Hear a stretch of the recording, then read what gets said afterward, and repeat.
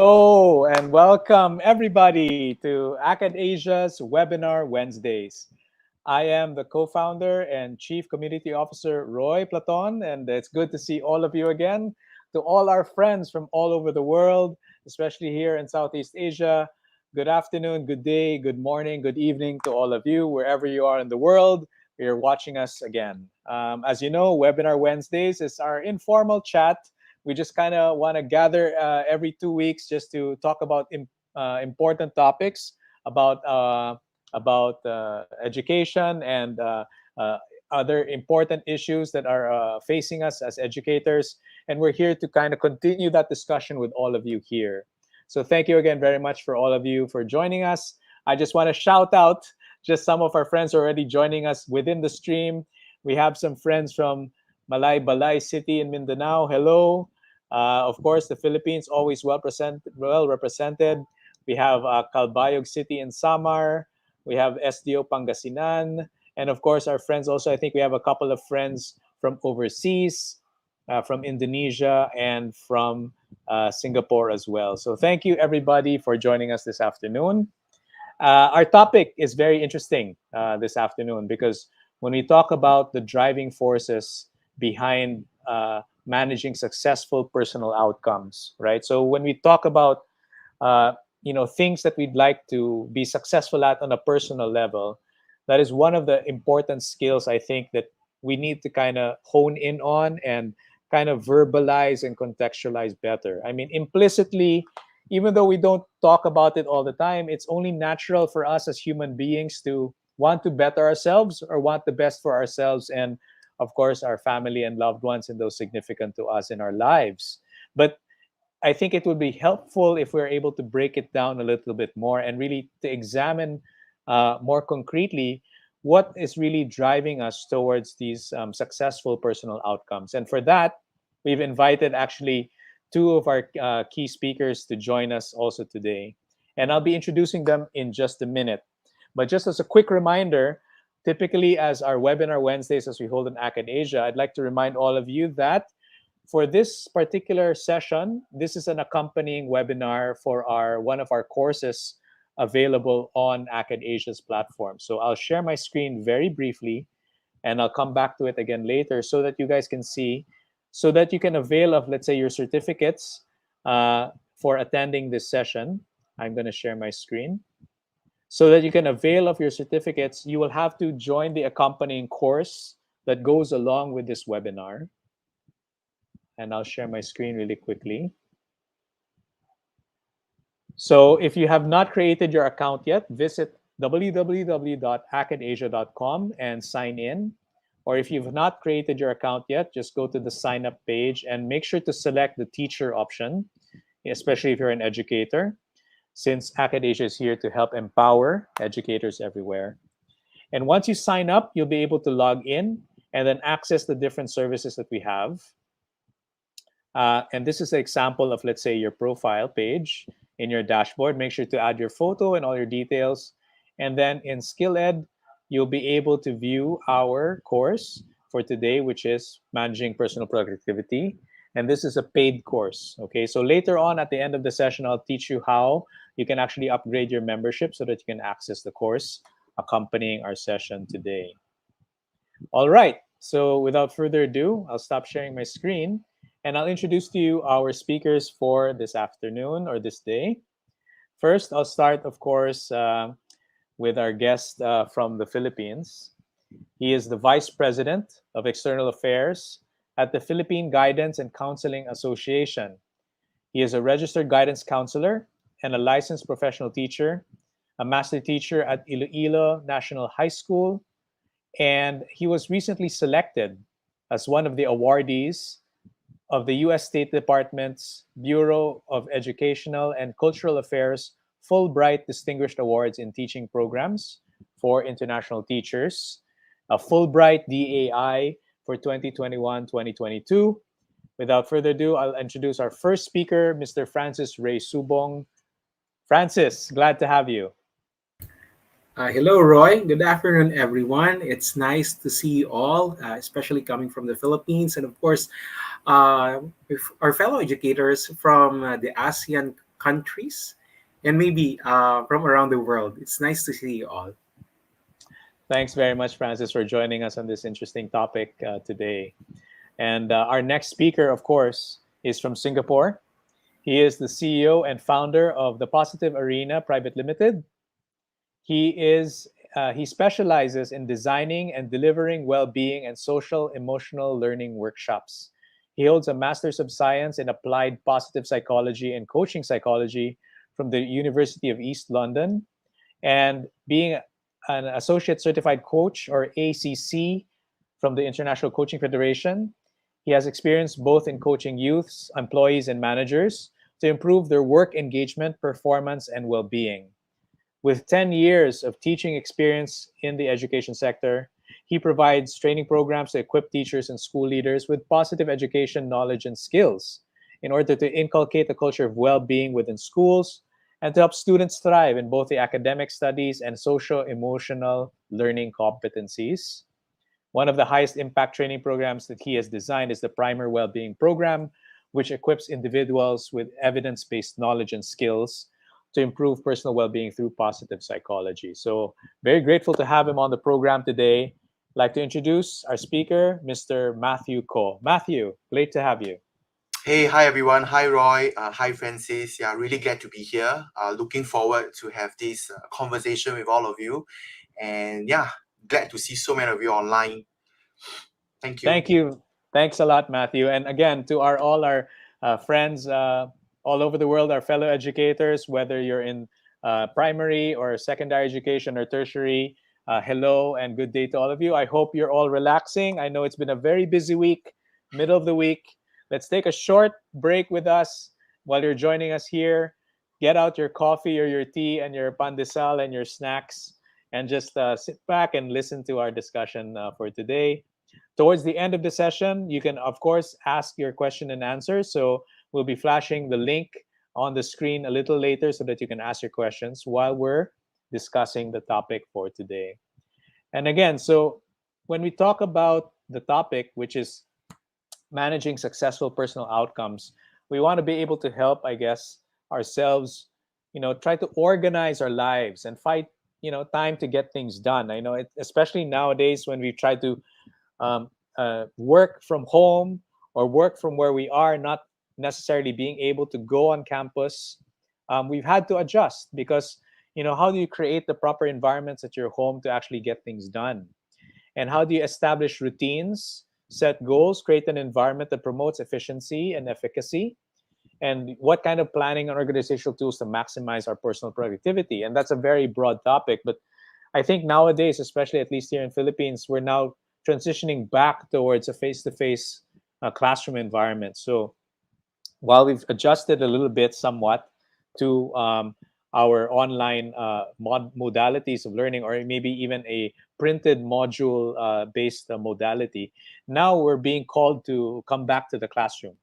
And I think for other countries in ASEAN and all over the world, maybe this transition has already happened more earlier in the year.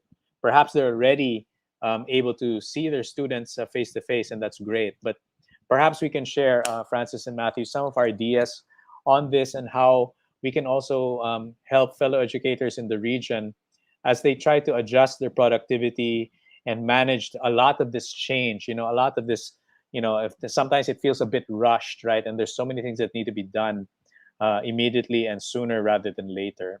So we're here to kind of help our students try to help our learners and our teachers make sense of it all. So let's look first at what we mean by personal outcomes and how is it, how do we measure that and how do we say that it is successful? What do we actually mean when we say personal productivity, and how is managing that important to educators? So if anyone would like to kind of start, what do you mean by personal productivity? Okay, maybe I'll start first. Go ahead. So I think personal productivity, if we look at the context of workplaces, it's really about efficiently accomplishing tasks that bring us closer to the goals that we have. Or if you put it in simple terms, sometimes it's looking at the ratio of the outputs that we generate over the inputs that we have invested. And these inputs could be our time, manpower, our energy, our resources. And why is it important for educators, to manage your personal productivity? I think in this fast-moving world that we are living in, I think we all witness how the pandemic has disrupted the whole education landscape, where teachers are expected to master technological tools, asynchronous online learning, development overnight.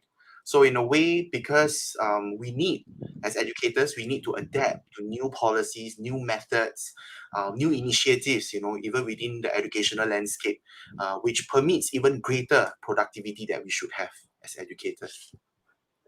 Absolutely. Just managing that transition and the change. And again, now we're going back to seeing our learners in the classrooms face to face physically. And how do we maximize those tools and trying to manage all of that? Absolutely. Francis, any thoughts on personal productivity as well? Yes, thank you, Richard. Um, Matthew earlier mentioned about the investment from, of course, from our schools or from our government.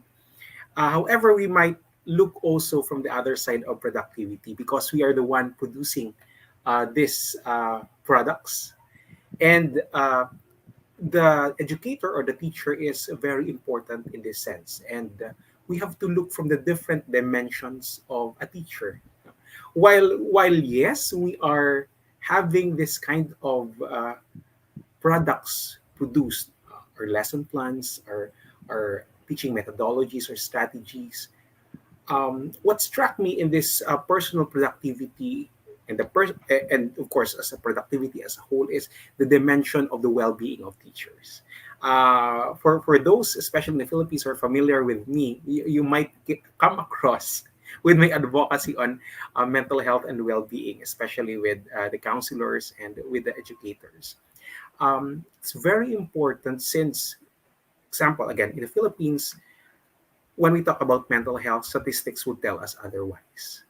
And it's important that, yes, we might produce something, but let's not forget that we are also a person with the different dimensions to take care and to take care of ourselves.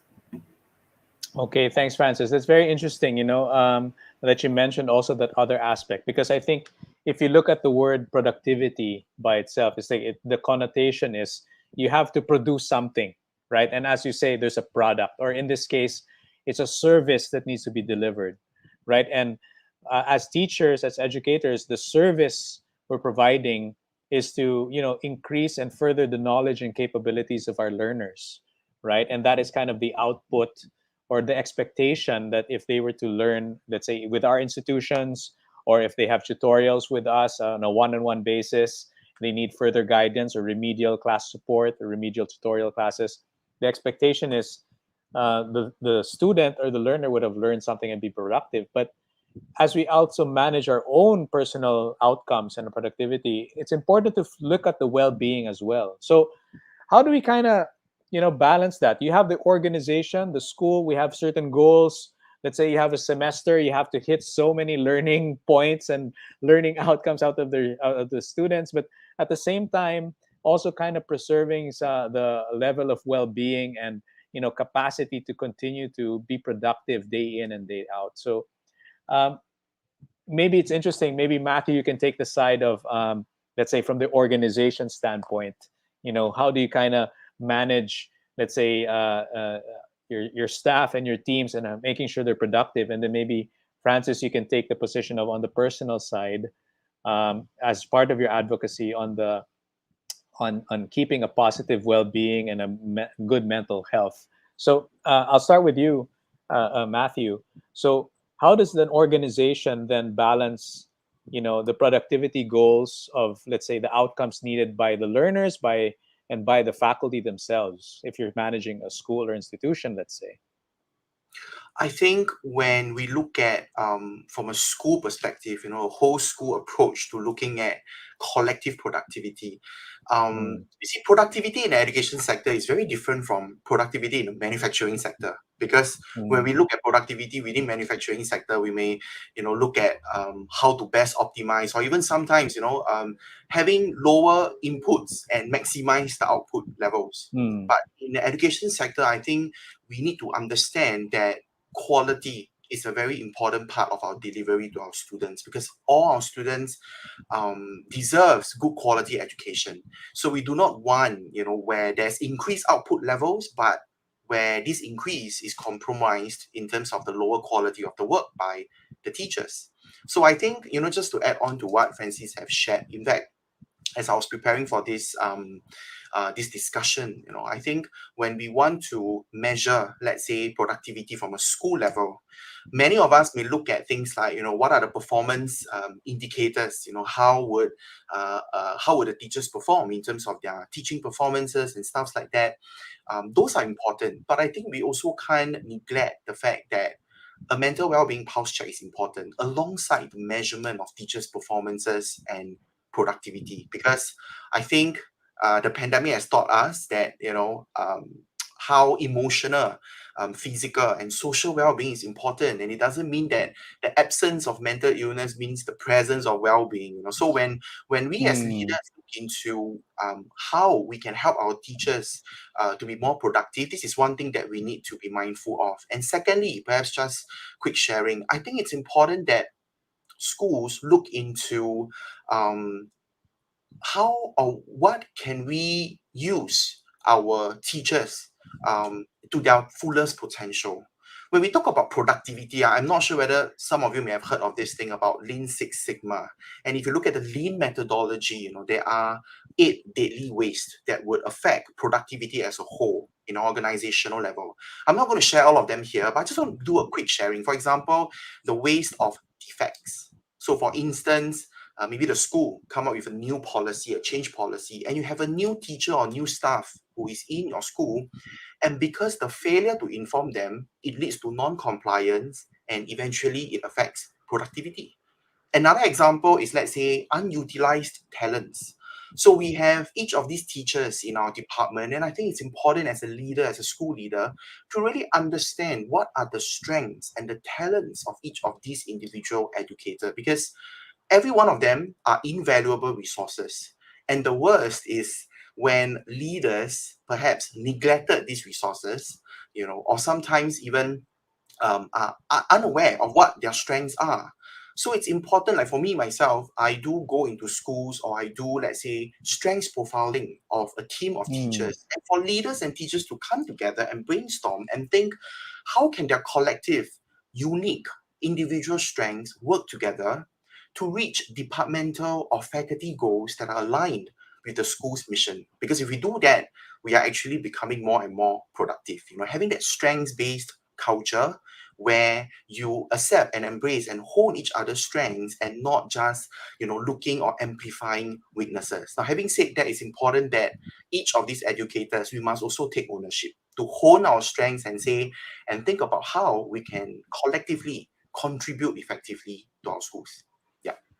Yeah, thanks a lot, Matthew. I'll just take some key points from what you've shared. I think, yeah, just because we're not saying there's, or we're not saying or mentioning that there's a problem, doesn't mean there isn't a problem.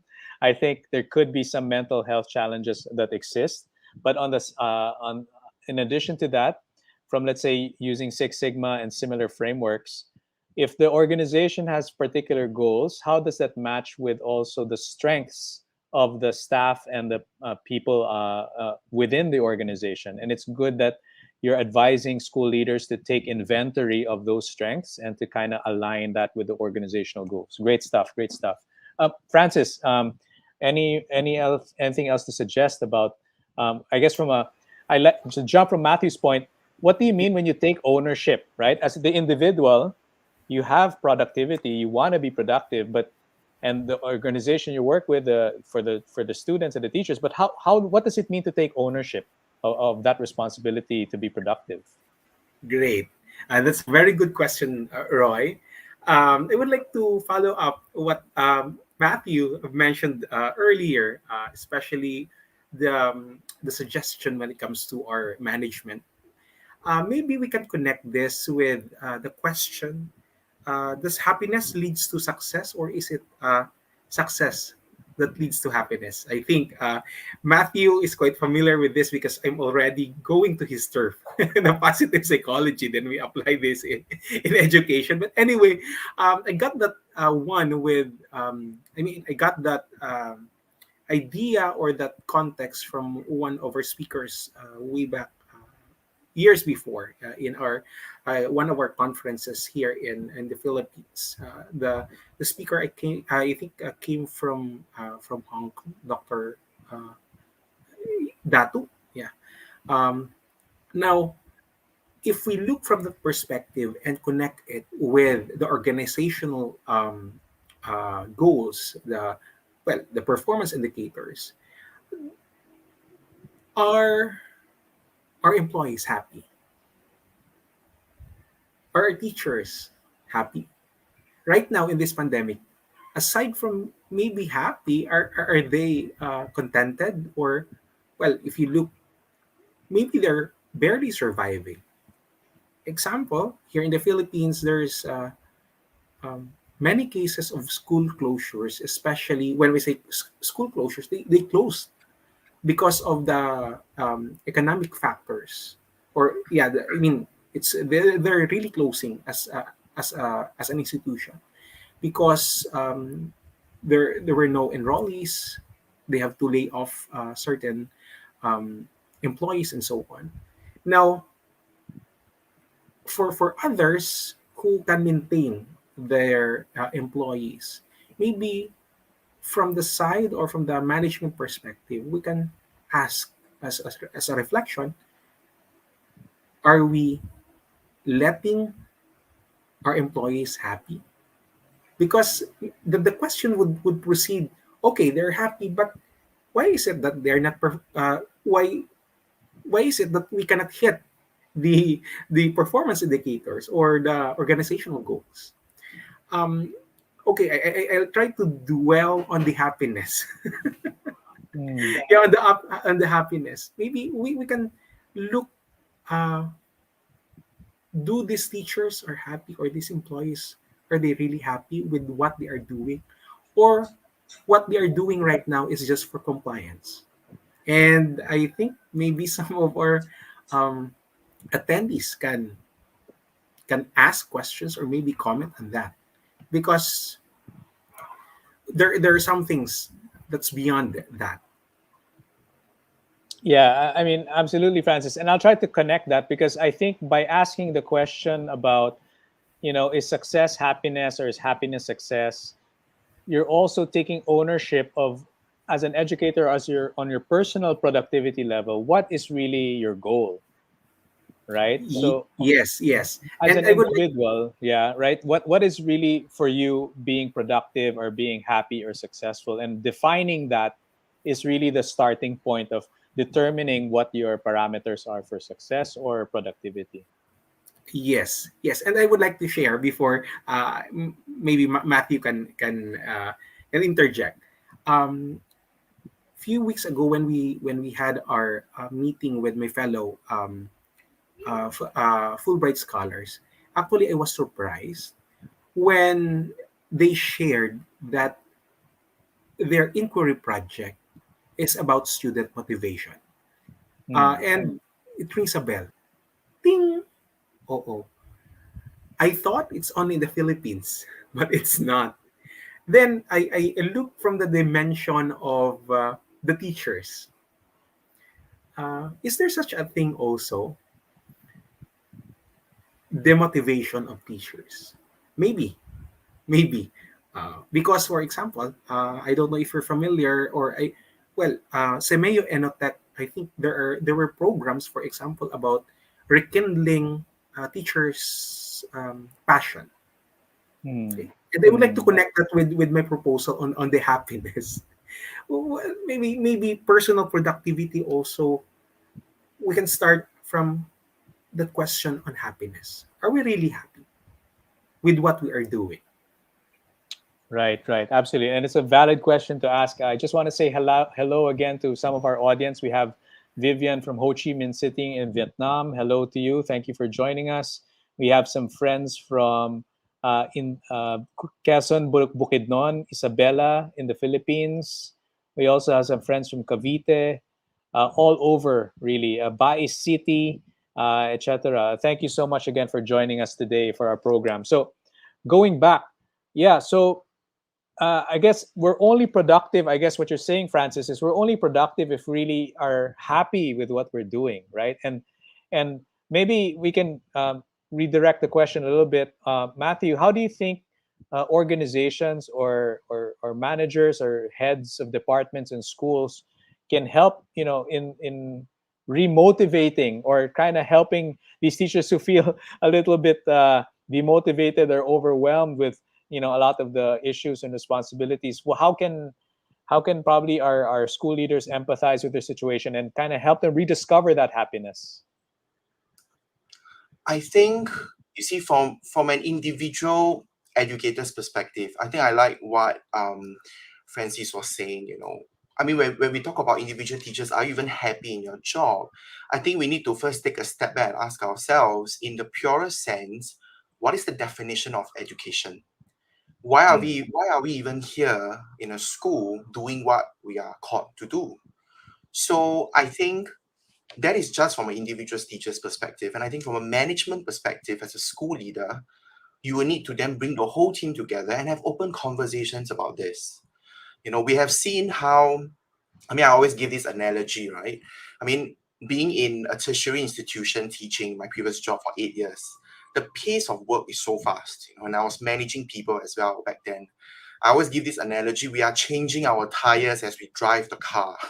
We don't even have time to stop the car to adapt to new initiatives, and we are changing already.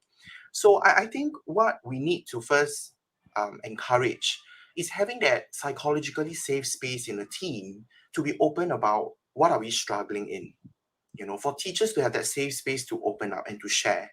So I think while we are so caught up in our day-to-day, our daily grinds of going to classrooms, marking assignments, I think we need to set aside time. For example, within a week, let's say this time on Friday from, let's say, 4 to 5 p.m., for instance, where teachers can call one another up, just have a conversation that is outside of work, or to just ask simple questions like, how are you coping? Because that shows that we acknowledge or we advocate the importance of well-being in schools. Because you see, when we talk about the pandemic, the first thing that comes out is the well-being of students. You go into a staff room and you start saying, let's care for the students' well-being. The teachers will just run for their lives. Who's going to care for my own well-being then if I'm always trying to care and keep a lookout for my students? So we need to understand that, within an equation looking into flourishing schools, teachers' well-being is always of great importance. And I think to help teachers cope better, I think sometimes even as leaders, we need to also understand, while there's so many things on our plate, each of us here, we need to embrace and say, perhaps it's not about perfectionism, but it's about optimalism. If you understand that 80-20 rule, like 20% of our actions that really matter, and it contributes to 80% of our outcomes. Why do I say this? Because as teachers, right, we go through our daily grind, preparing lesson plan, teaching, assessment, and it's really very important as a department, or even as the leader, to really take a step back with your whole team. Let's prioritize the work that we do. What is really important in this current season that we really want to invest our efforts in to reach that ideal outcome that we want at a collective level? Because what you do not want to see is that each of them are not very productive because they are doing things that are not very aligned in terms of the team's effort. So I think there's a need to really take a step back and redefine what is really important now when we talk about student learning. What are the things that we are doing that are directly impacting the students' learning? And we want to do more of that. And what are we doing that perhaps is not really impacting our students' learning? And we want to remove that so that collectively as a team, we are very clear, how can we become more productive? By doing things that we need to do and not doing things that is not in our priority list now. So I think the first step is having that open conversations to prioritize and at the same time activate the strengths of each educator and also appreciating them for their efforts for what they have done, for the past few years, especially during the pandemic, in helping the students. Yeah. I like what you said, Matthew. Those are really simple tips. Like, again, creating a safe space for them to share their thoughts, right? And to and we actually do that here in Acad Asia. Every other week in between webinar Wednesdays, we have what we call Acad Asia Teacher Spaces. So I invite you, all of you there who are watching now. Next week is our next session 3 for Acad Asia Teacher Space, precisely to allow teachers to just share their thoughts and express the challenges that they're facing, and probably ask each other what are your suggestions, how to cope and how to do better. And also, just to follow up on what you said, it's great that also, if as leaders or our department heads, ask our fellow faculty, what is that 20% that is really most important for our learners, and we focus on that, and that is from the strengths that we do and are able to fully accomplish. That is more, rather than just a compliance, because I saw in the chat someone was saying sometimes they just do it for compliance sake. Sure, but overall your productivity and well-being and happiness also is then how do you comply properly. What is that 20%? What are those things that really matter to the students, that will really help the entire team, the entire school, help the students with their learning outcomes? And I think even just focusing on that will also help the teachers themselves manage their time, kind of focus on the important things rather than overwhelmed with everything else they think they need to do. And then have a way of actually performing effectively, because they see their fellow teachers are yeah, this is something we want to be doing. We want to, let's say, have our grade 3 students actually learn good values and right conduct, so they can be, let's say, productive in society, let's say by helping in the school projects for, let's say, a vegetable garden, or even just cleaning up the classroom, whatever that is, drilling down on that 20% to say this is the outcomes that we want to achieve. So totally agree with you there, Matthew. I think Francis has, are you having trouble with your camera right now? Because we can come back to you. Okay, yeah, there you go, Francis. There. My Okay, all right. apologies earlier for the technical glitch. No worries. So what do you think, Francis? So, having that positive outlook as well, and then try to kind of share in a safe space. But in terms of, let's say, a productivity perspective, now we've defined it. Let's say what we're happy, the 20%. So then, um, what are the challenges that you're seeing? You mentioned that in these conferences or these symposia that you're attending, you're also noticing that some of the teachers feel demotivated. Are there certain distractions or things that are affecting educators now? Can you share some insights as to what is happening or preventing educators from being more contented at work, or being able to be more productive at work? Yes, I would like to follow up what Matthew had said earlier about this open conversation, the open communication, and of course that safe space.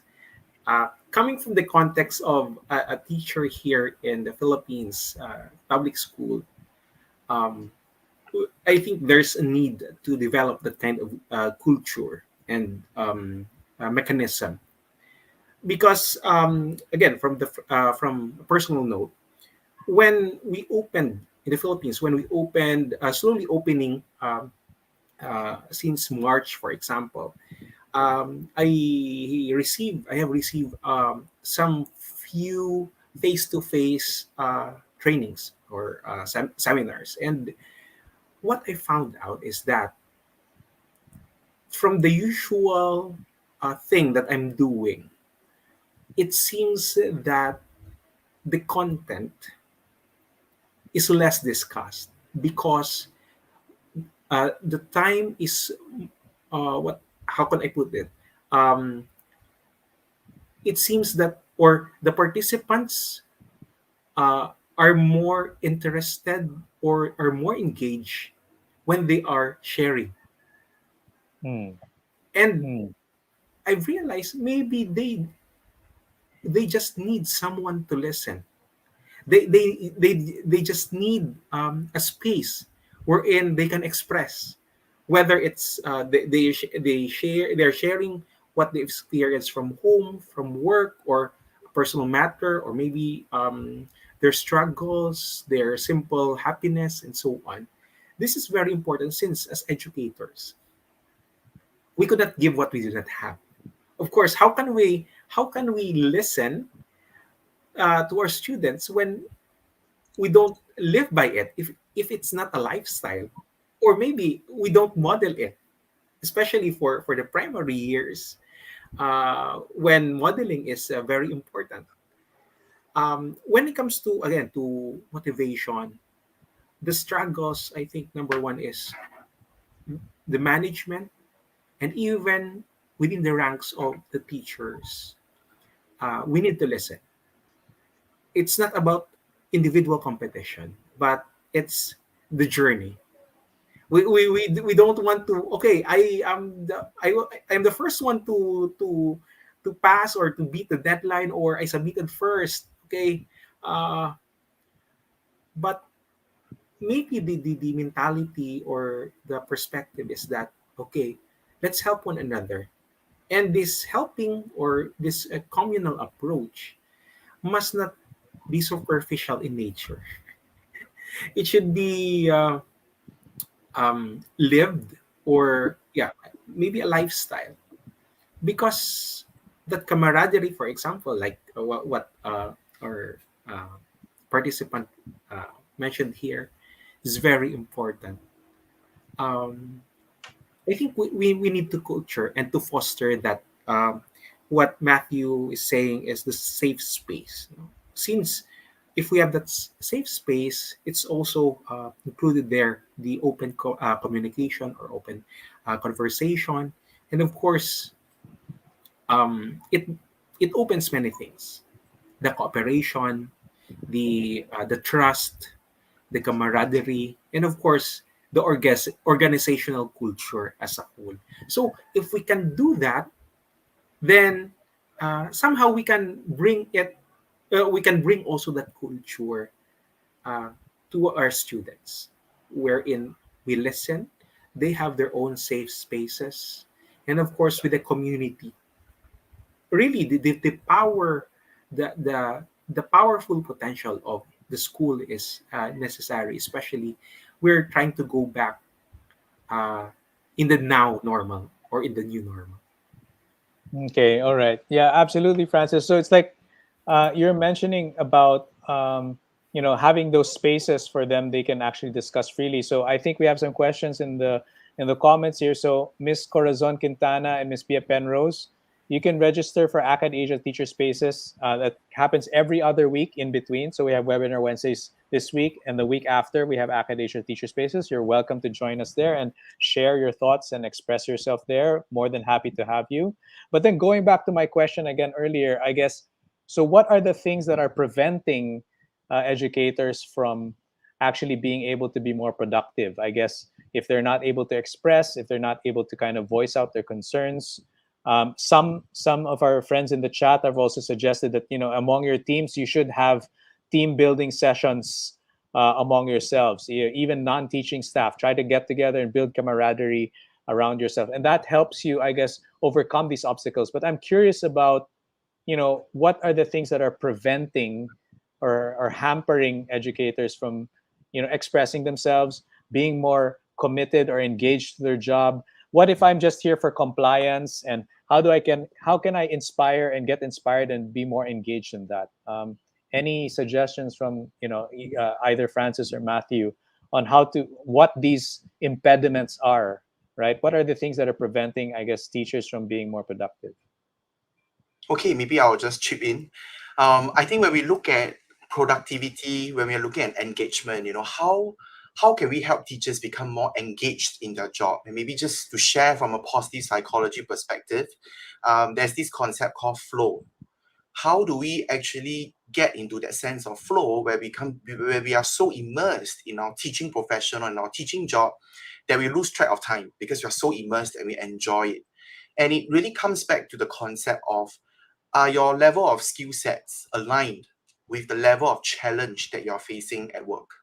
So for teachers who are feeling very disengaged, perhaps you're feeling boredom, very bored. It could be that your skill sets are high, but the level of challenge that you're facing is currently low. Maybe you have been doing the same Mm, thing over and over again and you get really tired. You wanted something new. And I think that's mm, when, you know, perhaps this is when I talk about open conversations where school leaders need to really be aware of what are the aspirations of the teachers. They may still want to teach, but they want to do something additional, for example, and that's what we call job crafting, to really improve the aspects of your job tasks so that you get more and more engagement. On the other hand, we have another spectrum where your skill sets are low, but the level of challenge is high. And that's when you go into a sense of anxiety. You get very anxious because, for example, when you have to do asynchronous online learning, blended learning, creating online lectures and lesson packages, and maybe you're not very well versed in technology. And that's when you start to feel a lot of anxiety because your skill sets is not matching up with the level of challenge. And under this circumstance, then two ways. Number one, either you reduce the challenge level or you improve your skill sets. So it could mm, be mm. partnering yourself with someone who is good in edu-technological tools and to have a step-by-step approach in how can you shift yourself from a state of anxiety to a state of flow. And likewise, for people who are in boredom, to shift from the state of boredom into a state of flow by increasing the level of your challenge. So I think when we talk about engagement, this is one area that I think each of us can actually reflect. Why are we feeling disengaged? Is it we are anxious or is it that we are bored? Either one side, we can actually do some minor shifts and having this kind of conversations. And hopefully the management also understand the importance of this and help every teacher to at least move closer to their state of flow. That's a great metaphor, Matthew, the state of flow. And in fact, a lot of our teachers are chatting and we've gotten a lot of questions, but we'll get to your Q&A later. Please keep asking your questions. Totally agree with this. I think if you feel that your level of skill is kind of below the job challenge that you're facing, meaning you don't feel competent enough or skilled enough to achieve the outcome and do the, that's why upskilling is so important. And that's one of the real missions and driving forces of Acadesia, is why we're here, is because we want to help educators and teachers get to a level where they're less anxious, where they're saying, yes, I can actually do this and I can accomplish this. And the only way to do that is really to improve ourselves, to really have an honest conversation, not just with our peers but with ourselves.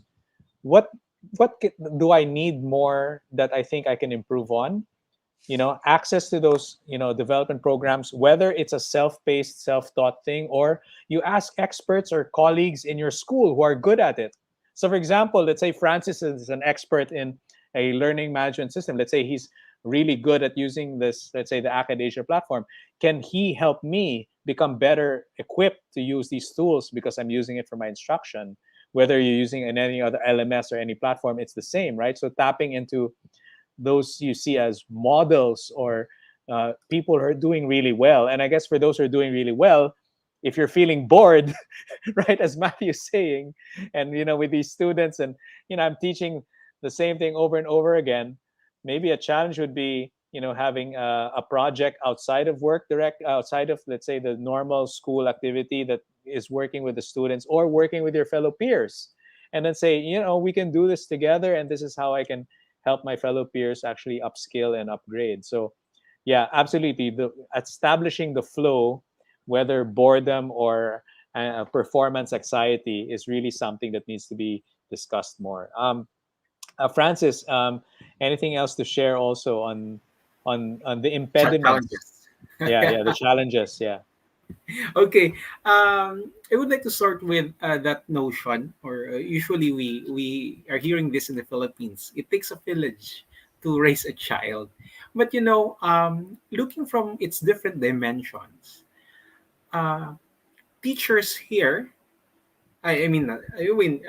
Teachers. It seems that aside from they are wearer of many hats, they are also jack of all trades. It seems that I don't know if it's an institutional concern as a whole.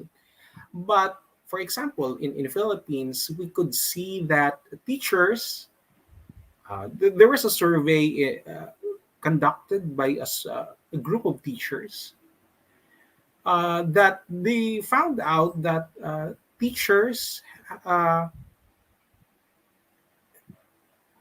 has around 62 coordinatorships. When we say coordinatorship here in the context of the Philippines, these are additional uh, workloads aside from teaching. You're in charge of when it comes to health and nutrition, you are in charge of our conditional cash transfer four-piece program. You'll take care of that. Your ICT, and again, looking from the perspective of um, it takes a village to raise a child. It means that the educational community does not only um, put should not only put its weight on the teachers. Rather, there are support specialists that can help the teacher improve the teaching and learning process. We need, for example, we need counselors. We need specialists on child development or in special education and so on.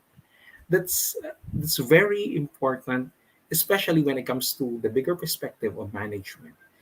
I don't know with our um, neighboring ASEAN countries, but again, from the context of the Philippines, that's right now it's a big challenge wherein the teacher or teachers are having this additional workload aside from the usual making of lesson plans, delivering assessment, and so on. These are additional tasks. And if we have only 8 hours a day, you add that up. And we only have 24 hours. How about your rest?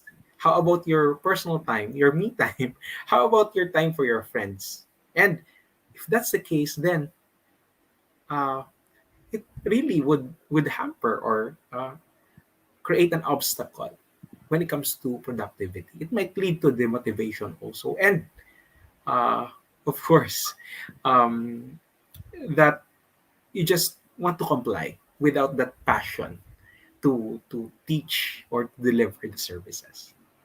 That's very interesting, Francis. Thank you for sharing. I think that's a very specific situation in the Philippine context where I guess you're saying that a lot of the teachers are a bit overloaded with other tasks, and that also contributes to the demotivation and the anxiety. I mean, one way to think about it is just upskill yourself so much that you can do those additional tasks quickly enough so that you Yeah, can have enough that's the other time side of it. for yourself, right? That's the other thing. But I also want to kind of mention the chat also. They're saying that, you should not, teachers also should not be shy to bring up these issues, right? So being able to be, expressive enough, even to, if you are, let's say, a rank and file or a staff, is there a rapport enough or a space enough where you can tell your superior or your immediate faculty boss or head, is there another way we can do this so that we can actually get all the jobs done, right? So I guess it's one thing to complain, like there's one complaint here, sometimes the government agency jobs are passed down to teachers, and that's probably something we can talk about next week at Teacher Spaces if you'd like. But I guess as a team, then how to overcome these challenges, how to manage the workload better, rather than just complain and be upset about it. There must be something that we can actually do to kind of alleviate or manage this these tasks better, and knowing the situation to do that. So very interesting topics also here. I'm going to touch a little bit on some of the chat, um, because it's getting quite exciting. So when I was just talking about impediments, all right, or things that are hampering teachers, one question here was, what would be a reason why teachers would procrastinate? I think procrastination is one of the impediments. So how and it's an impediment to personal productivity, right? So any thoughts on here, gentlemen, on you know why would then the teachers procrastinate, and how can they overcome this?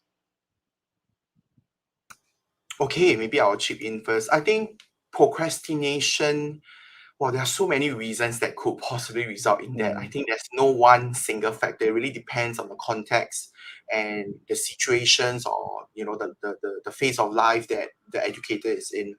But I guess sometimes procrastination comes about also because of distractions around us, I feel. So sometimes it could be um procrastination could also be due to things like we are very, let's say, overwhelmed, or we are in the midst of toxic work cultures, office mm, politics, and stuff like that, which actually mm, drains us. And sometimes procrastination, it also means that it hinders our performance because, in a way, we are not really present in the moment. Yeah, we are procrastinating because we rather choose the time to do something else. So, at times, it could be a combination of distractions, or it could be that it is not aligned with your values currently, and you don't see a need, mm, pushing need to do it, and hence you push it aside. And of course, whatever that you procrastinate, I hope it doesn't affect your performance at work. But if it does, then it's really coming back to that inner core. You know, where are you now in terms of your passion in teaching? Was it lost along the way? Was it that the flame has been extinguished and there's a need for you to reignite your passion, and that's why you're procrastinating? So there's no really one reason, to be honest, and it could be even due to burnout. Sometimes it's because of emotional stress and burnout, overwhelm, that we just simply can't find any bits of energy to even pull us forward. And perhaps in that state, it's not about procrastination anymore. It's about really self-care and really having that deep discovery of what's really hindering you, and what kind of support do you need in order for you to move forward. And I think this all comes back to why the management plays such an important role. I think I saw some of the comments, that were coming in saying that, oh, there's so much administrative work, there's so much administrative processes, additional portfolios that we need to take, when we just want to teach. But the truth is, sometimes as educators, we don't have much control. Okay, so of course, shout out to the leaders out there. I think it's important, number one, like what I mentioned just now, the 80-20 rule, to really reprioritize what is really needed. So that as a team, when there's a concerted understanding of where we are moving forward, people will generally feel more motivated, and there'll be less procrastination because you open up the conversation in wanting to share with them what is the current important need that we have. And I think as we all move back to schools, we started from online learning, online teaching. Some schools may be embracing a more hybrid manner of working. It's very important for school leaders and teachers to have an open conversation to really co-create what does these new norms of working look like in terms of support, in terms of conversations, in terms of where we need help, what do we do, so that we know that teachers are being cared for, and it's not that, oh, you are just taken for granted and okay, let's just come back and teach and sweep things under the carpet. I think we really need to have an open conversations about this. But on the other hand, as individuals, teachers, I think we need to also learn to tap on our creativity and our growth mindset to really mm, explore and experiment with alternative ways to improve any situation or improve our personal productivity. Because you see, when we adopt a fixed mindset, what it means is that we may end up having that victim mentality. I totally can understand and I acknowledge and I could feel, when teachers hear things like, oh, there will be new work being added onto your pile of workload. And we will straight away go into, I don't want to do this, I don't think I can do it, you know. But maybe let's take a step back and ask ourselves, is there an alternative way of doing it in a more efficient way? Rather than just saying no quickly, rather than just giving up and saying no, is there a way to use creativity and growth mindset? And I think that's where collective resilience comes in. I think now in this post-pandemic era that we are in, it's never about me alone trying to use my own resources to overcome the challenges that I have. But collectively, if we know that, hey, life is tough ahead, being a teacher is really not easy. There's new things on our plate, but let's work together harmoniously, using our concerted strengths and see how we can support one another to bring ourselves to the next level. And when we have collective resilience, you realize that people get to become more motivated because they are not in it alone. They know someone out there understands, and they know someone out there is willing to support. So of course, disclaimer is that sometimes even after all our exploration, using creativity, using growth mindset to explore different ways of working, it may be true that there's really too much on your plate. It may be true that you cannot afford to be more productive because there's just so much to do. And that's when, of course, the manager or the school management have to come in and to relook at, is there a way for you to remove some of this work from your plate so that you can still remain productive, so that you can still remain engaged at your work. Absolutely, Matthew. And I guess that's what the 20% is, right? Try to kind of reprioritize. If we have so much on our plate right now, it will get done, but just have to kind of schedule it and manage it in a way that let's get that 20% done and we'll move along as well. I also want to share that, if growth mindset, absolutely, rather than the victim mindset, being creative in finding solutions together collectively. In Acad Asia, that's exactly what we also espouse, where we want to be able to provide programs for leaders and education practitioners on how to work together better and how to adapt that growth mindset, because that is really one way for you to lessen the procrastination, because you think I can't do it, but you're not alone. Teacher Spaces is here, Acad Asia is here to kind of provide that sense of community. You educators are not alone. And for our school leaders, there's a way to help your staff. There's a way to help your colleagues. We can talk about that more when you sign up for our sessions for that leadership training as well. But yes, absolutely agree. Totally makes sense. I agree 100%. Francis, anything to add on this? Yes, on procrastination, actually, from a clinical or clinician point of view, I would like to see that procrastination actually is a sign that that person is asking for help. Hmm. Actually, it's a sign. For example, one case that was shared to me, it's about a student. A student in elementary is bullying his or her classmates. However, that student would oftentimes, or yeah, would always um, go to the guidance office and have its rest time or just stay there. Uh, and he feels comfortable to be there. And for teachers, it's kind of weird. He's bullying his classmates, yet uh, he's always there in the guidance office. And when it was shared to me, I told the administrator, actually, that behavior is a sign asking for help.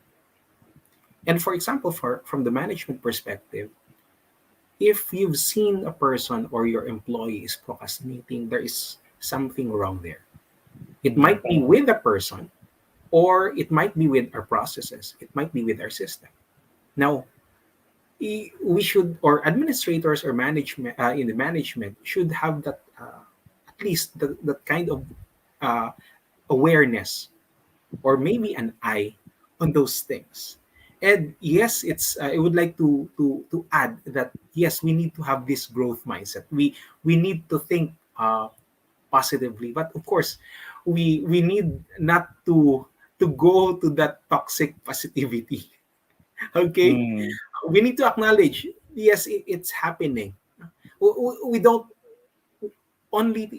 we don't want to look only on the positive, but we need first to acknowledge these negative things or these unproductive things are happening. But there's always the other side of it. But again, I would like to contextualize Matthew. Apologies, but talking about growth mindset here in the Philippines, especially in the public basic education. I don't know if our participants are aware of this, but in the 2020, no, no, 2018 PISA results, uh, still a hot topic until now, there is this piece of, or part of the result in PISA that says that 2 out of 3 students in the Philippines have fixed mindsets. And it was not, I never heard any high official that was able to discuss that data, that 2 out of 3 students are having fixed mindsets. It's only 1 out of 3 students having a growth mindset. Now, I've seen here in the comments about the curriculum, and yes, curriculum is for our students, but maybe for us as educators, our programs should have this kind of essence or anchoring with a growth mindset. Maybe some interventions through professional developments or team building activities and other activities that will cultivate this growth mindset. Again, the danger of that we're just looking on the positive, but of course, it might we might fall to toxic positivity. Absolutely, Francis. It's good to point out the other extreme. I think sometimes toxic positivity means that you're blindly thinking, oh, it can be done without really considering the realities on the ground. I think it's important to be realistic about what can really be done. And that's the 20% you can do.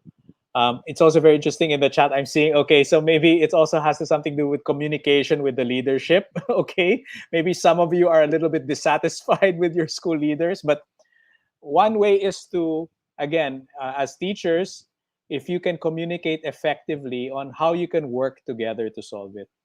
I mean, ideally, the school leader or your immediate superior or manager is also open to hearing the creative solutions you can come up with together.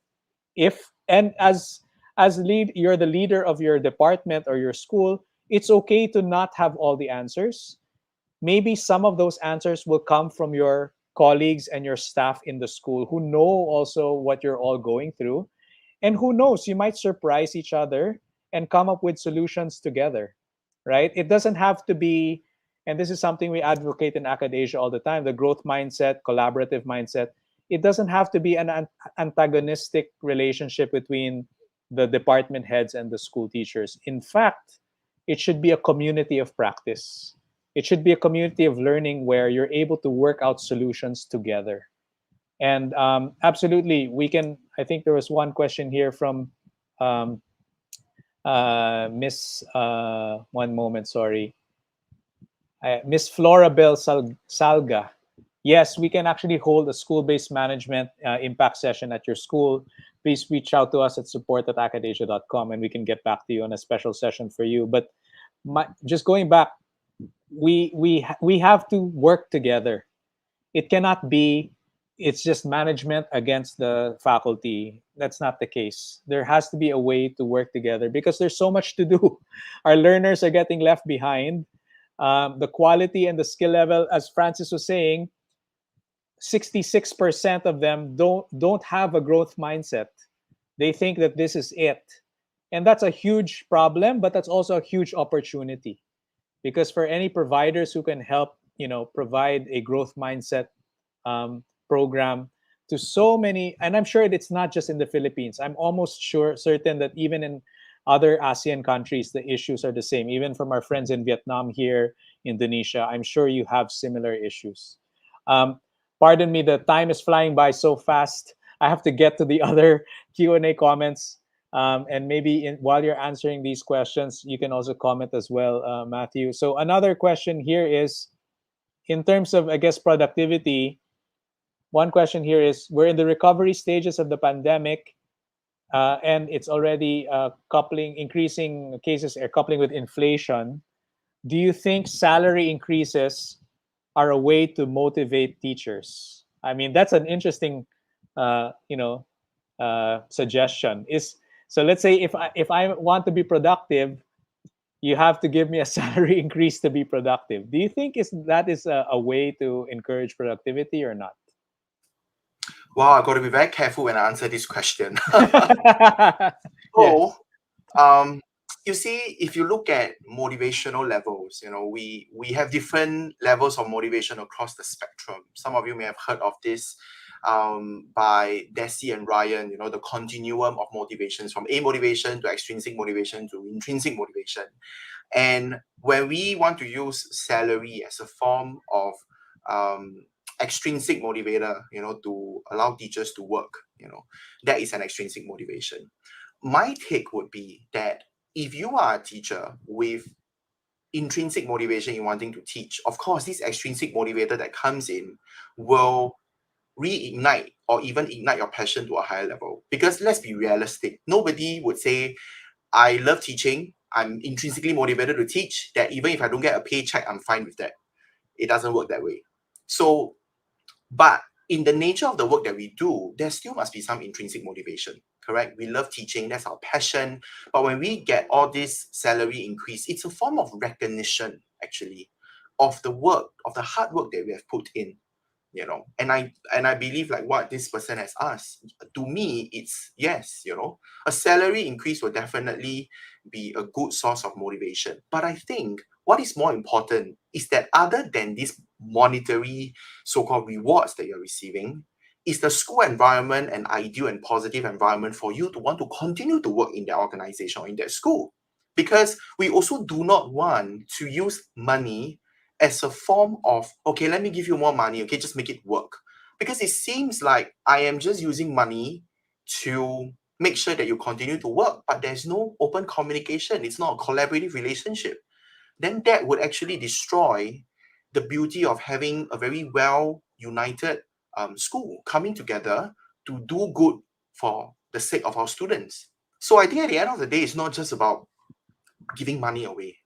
If there are deeper root issues that needs to be addressed, for example, where operations are not being optimized, teachers' workload are not being distributed effectively, I think these are the root core issues that needs to be resolved, and not covering them up by giving people more money. So I think as a school, in terms of school leaders and management, they also need to take a step back and ask themselves, what is it that really is needed to help teachers improve their motivation. And I'm not surprised if you do a poll or survey with the teachers, sometimes the teachers may not say, I want more pay. They may say, can you please resolve these issues that are currently on hand? Because of these, I feel really overwhelmed and tired to teach in the school. So I feel it's not just about money, but of course, if money were to be part of that whole addressing a bigger issue, it may motivate teachers, but I feel it may not be it may not sustain in the long run if there are deeper issues that need to be addressed. I agree, Matthew. It depends on the context, and even from the chat, Yes. it's only they're saying it's only one method, but sometimes you can increase someone's pay, but they're still not motivated, right? And they're still not fixing the problem. Or as managers of schools, you can use it as a reward for people on your staff and your team that have contributed to helping everyone else do their jobs better or solve the issues that you are pointing out. I think that is a good motivator to recognize team players or creative problem solvers, people in the team that have really contributed to the whole. Those are really deserving of adjustments that way. Francis, any other one-liner comments before I go to, because there are a couple of other questions and we're running Yeah, out of time. yeah. Yeah. This is a very delicate topic, and I agree with Matthew. What comes into my mind is John Dewey's theory of work adjustment. Wherein, well, salary increase is just one of the many things, or a part of the greater whole. You need to align yourself also with your work values, with your values, with the value system or goals of the company or the organization. And again, looking looking into the context, for example, in here in the Philippines, I would tell my the guidance counselors, especially in the government sector, that salary increase is just one of the many things we are fighting for. What we are looking is the greater whole, which is career development, recognition. Well, for example, yes, you may be having a high salary, but you're not valued in your what do you call this one, in your organization. Then again, it's part of the greater whole.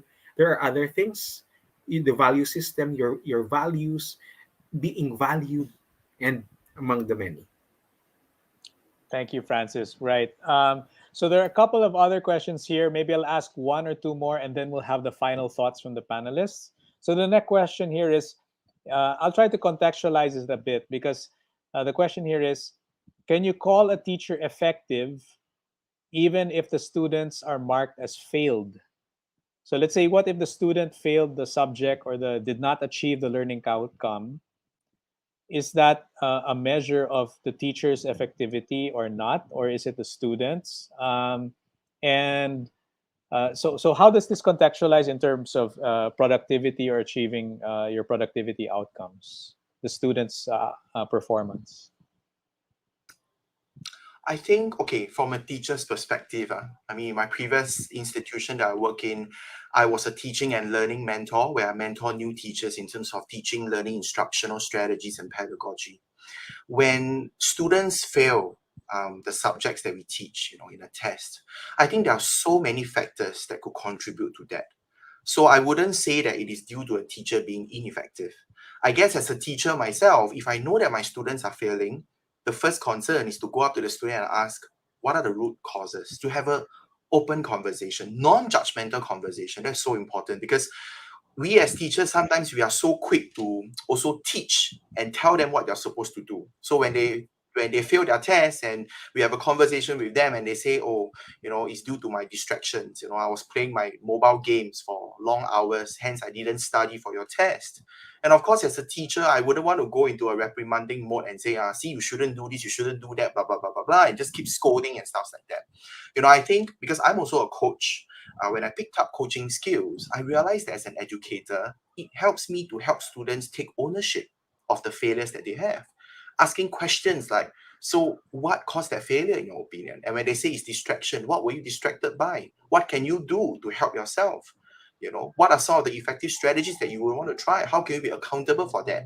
Asking them questions to really set their own goals, how they want to become better, and what is the kind of support that I would need to give you as a teacher so that I will help you achieve your goals. So in a way, I feel when we do these kind of things, it helps to support the students because in my opinion, I also don't agree that an effective teacher means that you have 100% passing rates because we need to take into consideration, especially during this pandemic, a lot of students are struggling even in their mental well-being.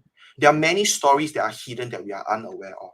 And sometimes when we spend time to talk to them, we realize, oh, it could be that, they are in their homes and it's unconducive for studying. They have connection issues with the Wi-Fi and they couldn't stream their lessons online. Or it could be that they are just so addicted to their gaming, where there's so much distraction at home that they can't do, home-based learning effectively. And these are things that are hidden. Students won't tell us, and we need to talk to them to uncover all these and to have an understanding. So I wouldn't say that when a student fails, the teacher is at fault. But my challenge or my question back to teachers is that when you know that a student fails, what did you do in response? I think that is important because if we are interested to find out more and we investigate and we have that conversations, we are then better informed. Oh, is it about my teaching that is ineffective? Or is it that the student is struggling? So I also want to encourage, teachers, even I myself back then, to really have all these kind of informal feedback from our students. Are they really understanding what we have been teaching so far? What are their pain points? And when we are aware and we catch them earlier, we could also support them better, before until the end of the semester when we know that, oh, this student failed his or her exam. So these are just some of the ways that I would recommend. Yeah.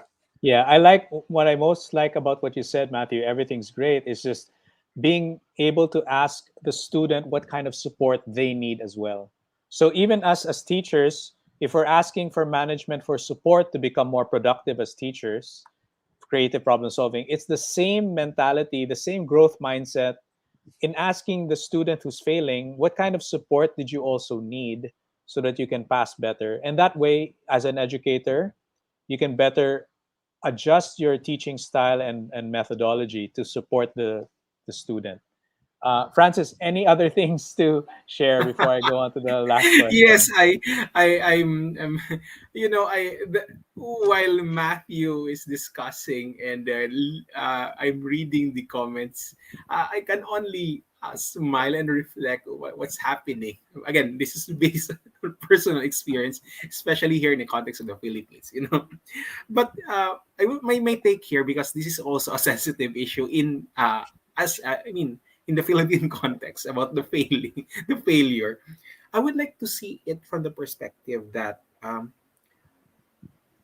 the student or the learner is mark failed because he or she is not yet ready, and that would Mm, connect, and that would connect with mm, what Matthew is talking about.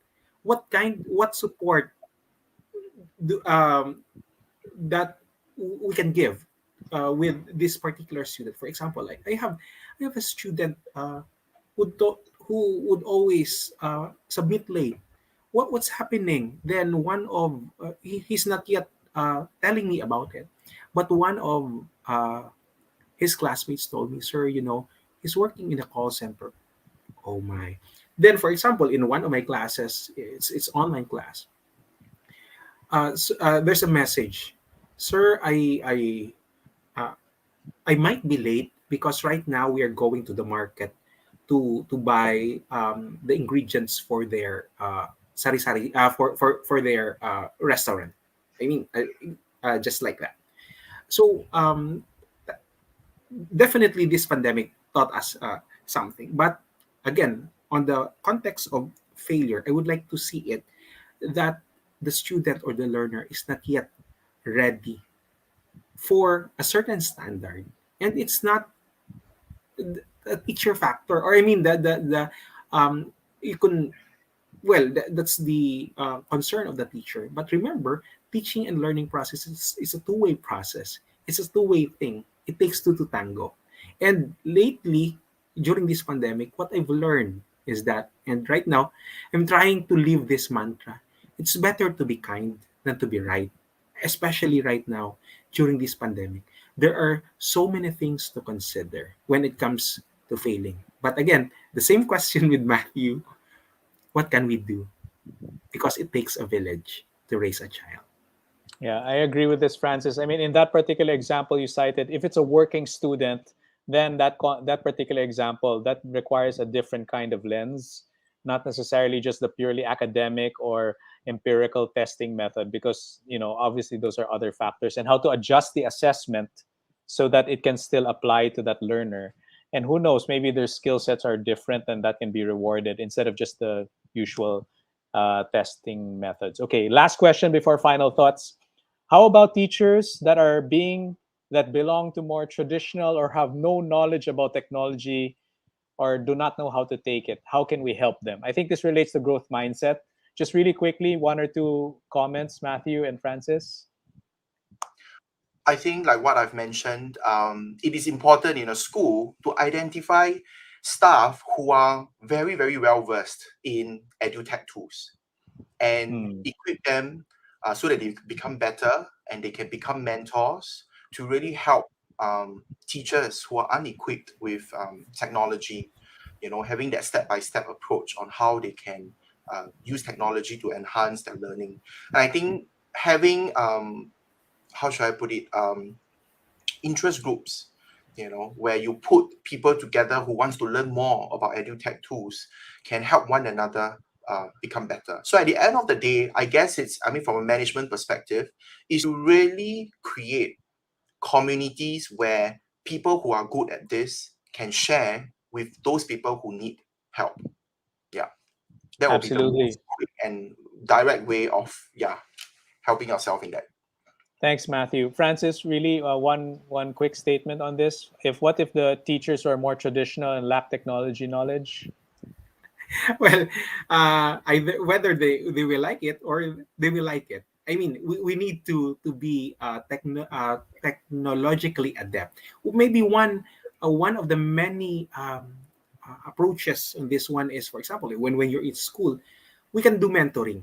Well, if we Yes, can do mentoring, that an experienced teacher is mentoring the younger one, well, the younger ones who are technologically adept can mentor also the the older ones, or those who are not yet technologically adept when it comes to what we are doing right now. I guess the open communication, the psychological safe spaces will come in here also.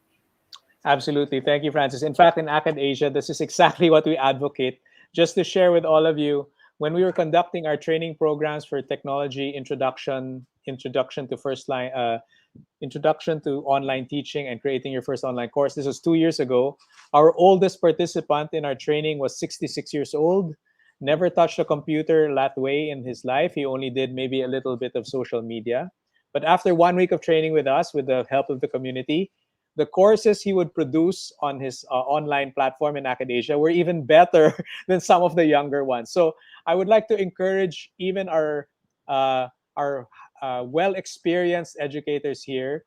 Yes, new tricks can be learned. It is very possible. It's just about the growth mindset. Okay, so and we are at Acadesia can help you with that. All right, final thoughts. This session has been so exciting towards the end. Your final thoughts, Matthew and Francis, on personal productivity and how what are the driving forces behind successful personal outcomes? Maybe I'll just go first, quick one. I think, based on this webinar that we have this good discussion about productivity, at the end of the day, when we want to set goals, when we want to become more productive, be it in our own workplaces or in our own personal lives, I have personally coached a lot of educators, and I always believe in this, this Sinder's Hope Theory, SYNDER, Sinder's Hope Theory, which says that when we set a goal, we need to have that agency thinking and pathway thinking. Agency thinking meaning that you need to understand the level of intention, your confidence, and the desire in wanting to reach your final goal. And the pathways thinking means that you need to be creative to generate different pathways so that it brings you to the desired future. So I always tell people, about this famous author, James Clear, who wrote the book Atomic Habits, and you can listen to this very inspiring quote that he shared. You do not rise to the level of your goals, but you fall to the level of your systems. So you see, we always set a lot of new resolution goals, New Year resolution goals, but what happens? They are all being unmet because we fail to look at what are our day-to-day tasks and processes that we need to put in place. So those of you here who aspires to be more productive, I think, or you have a goal that you want to work towards too, it's always to take a deeper look at what are the systems that you need to put in place so that it really brings you to that goal of being more productive that you want. Yeah, thank you. Beautiful. Well said, Matthew. I love that. Falling to the level of your systems. That's a great quote. Francis, final thoughts. Yes, I would like to share one of my mantras also. Uh, it goes this way: self care is giving the world the best of you and not what's left of you. I would like to repeat: self care is giving the world the best of you and not what's left of you. As educators, if we want to have this productivity, personally or as an organization, we need to look back to ourselves. How are we going? Especially, for example, in as educators, in relation also with what we have here in the Philippines, the PPST, the Philippine Standards for Teachers. Um, we need to be intuitive when it comes not only in education but also within ourselves, because we could not give what we do not have. So definitely we need to take care of ourselves. We need to upskill. We need to be models. We need this kind of lifestyle. Okay, we need to be productive so that we can share this with others. Thank you so much, Francis. I totally agree. We give the best of ourselves. And please, dear teachers, you are not alone. The Acad Asia community is here with you. We have our wonderful guests, Matthew and Francis, here with us, welcoming them. I hope they'll also be active in our community and look forward to everyone. Join us also for Acad Asia Teacher Spaces next week. I think the registration link has been shared. For some housekeeping and final words, just before we wrap up the session. So I'll share my screen one more time, just so that you know how to access the course that is accompanying this session. Again, you'll have to go to acadasia.com and then create your account or sign up. Okay, once you've signed up as a teacher, you will be presented with the membership choices. Okay, in your membership, since this is a paid program to access the course, you'll have to The webinar is free, but to get your certificate, you have to get the paid course. So here you will choose, let's say one of the options here is the silver membership, very affordable. You can just choose that, and then you can select and then add it to your shopping cart to check out. Or you can also pay the silver membership, very affordable, only 4 Starbucks coffees or 1,125 pesos per year. Okay. If you upgrade here, you can upgrade uh, to this session, and just make sure that, I'm sorry, I have to update the pricing. Their costs because of inflation, it's already $29. So I will adjust this pricing. Okay. But then you can go through this form, and then once you check out, just send the Gcash uh, image of your amount. Okay. And then you will be able to access the course and complete the payment form. And then in this course here in Skill Ed, go here in Skilled, and then just search for productivity. So if you search for the keyword productivity, you'll see managing personal productivity. And once you have a paid membership of $29, you can enroll, and then you can actually get your certificate by engaging in the course. Again, this is part of our upskilling program, okay? You can rewatch this webinar again, but to get avail of your certificate, you'll have to enroll in this course, okay? All right. So next week, we'll be having Acad Asia Teacher Spaces. Just make sure that you sign up for that if you want to continue our discussion. Again, super productive, super enlightening. Thank you so much, Matthew and Francis, for joining with us. On behalf of Acad Asia, I am Roy Platon. Thank you so much, community, Acad Asia teachers. Thank you so much, and bye-bye, everyone. Thank you.